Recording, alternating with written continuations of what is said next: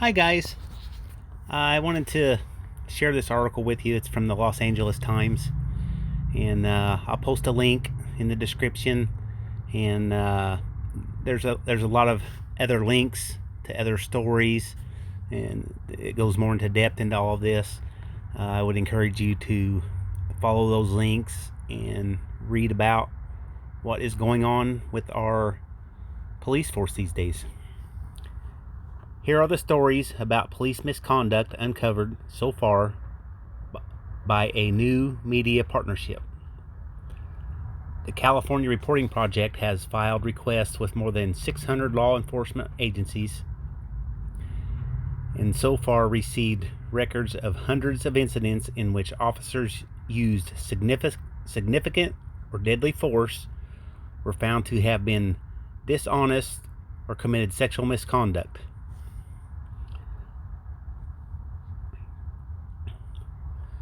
Some police officers were disciplined for illegal sexual activity or dishonesty. Isn't that's one of the things that I find disgusting about a lot of these articles I'm finding and going through. They were disciplined. What is disciplined? Why weren't they incarcerated? Isn't that what happens to us? Okay, back to the story. Okay, disciplined after dishonesty and evaded criminal prosecution. Others used deadly force, but details about their actions have long remained out of the public view. The thin blue line. This is me talking, not reading. if you're not following along, the thin blue line is very alive and well.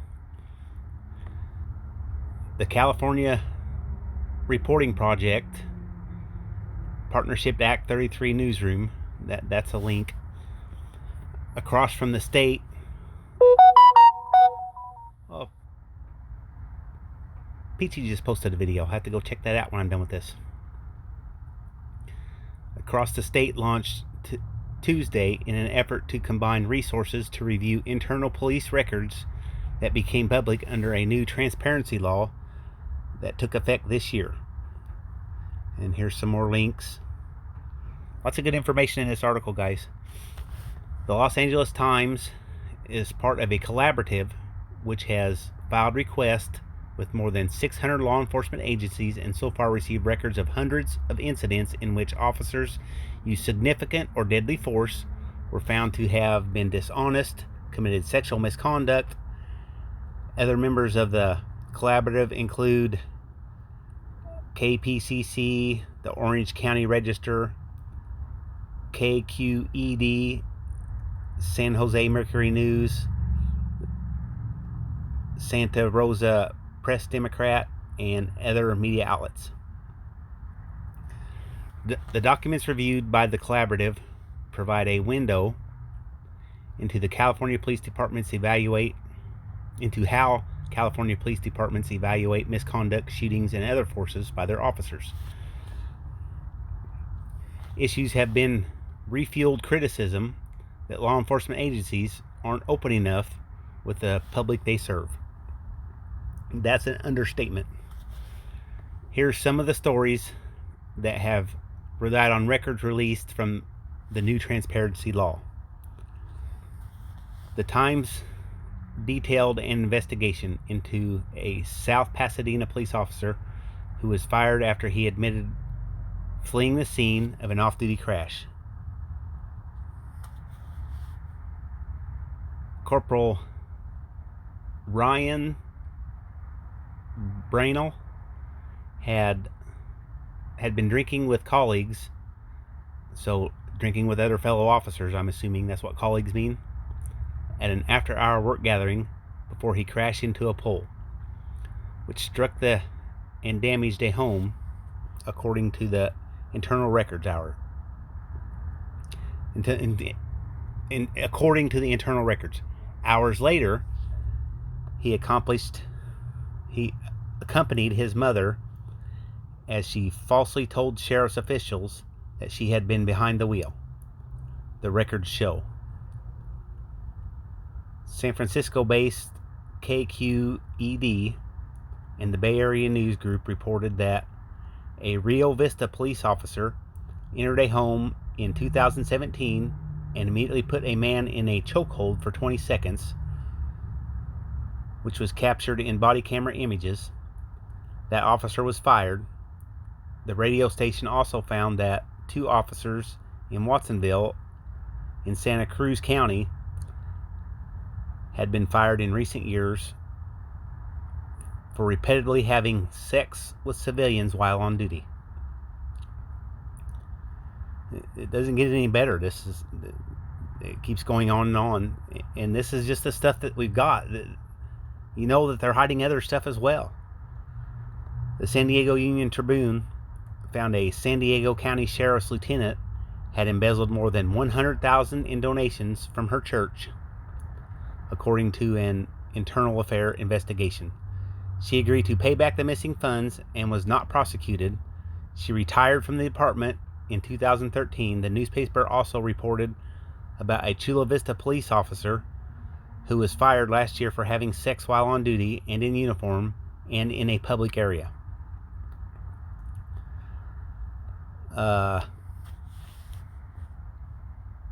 I don't know. Just my personal thoughts. Being naughty at work, fooling around with someone that's you shouldn't do. Yes, it makes you look terrible if you get busted, but I don't think that's the worst crime. Obviously, if it's a police officer using their place of authority to gain sex from someone, that's a rape. But I think that's the least of our worries, really. I mean, honestly, just my thoughts and opinions. It makes for good reading, and a lot of people go, but it's at the same time, if you're just being naughty and adding some spice to your relationship and you're not hurting anybody, I don't see that as a huge crime. That's the kind of thing that you should be sanctioned for. Maybe a week off or 2 with pay or something silly. Just let you know not to do that no more. But anyway, okay, back to the story.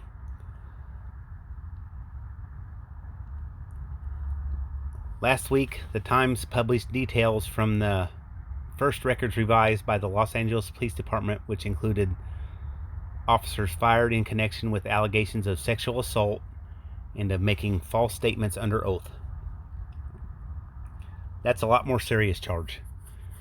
But once again, it keeps going over and over. They were fired. They were let go. They were sanctioned or whatever they're saying, disciplined.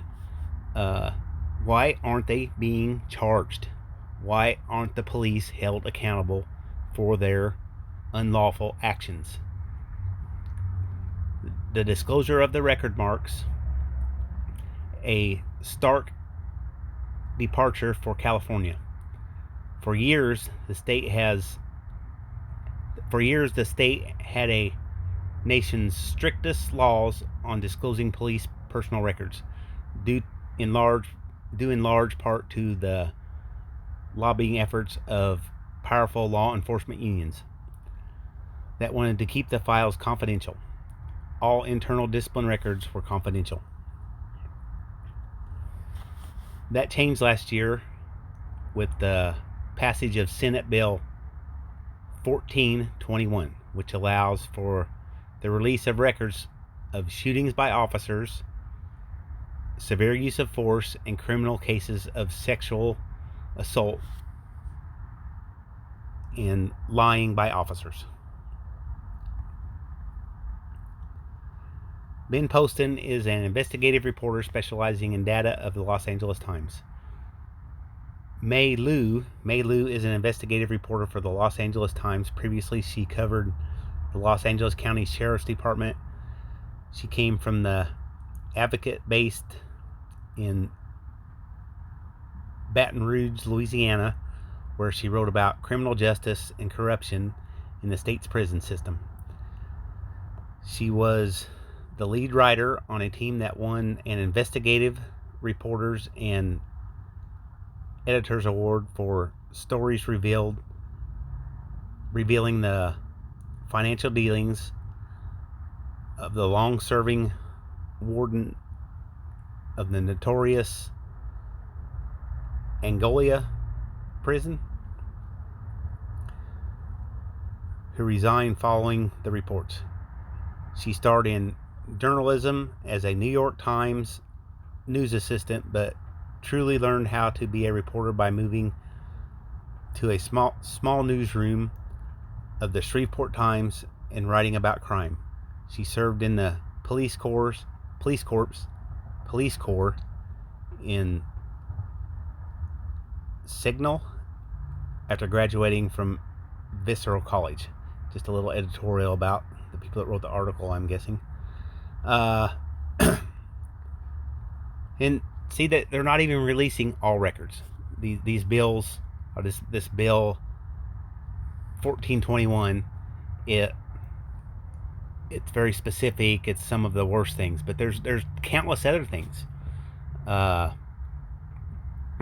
can't they be transparent? Why do they need qualified immunity?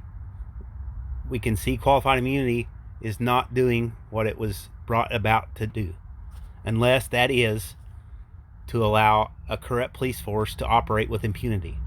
If that was the design, it is working flawlessly. But we can't have immunity to people in power.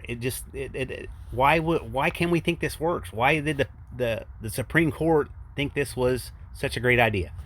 I do get they should have a little bit of latitude, and they shouldn't have to worry about lawsuits from everybody they arrest. Blah blah blah blah blah blah blah. We all get that. No one disputes that. But we have all the proof in front of us. We see it every day on the news. There's articles.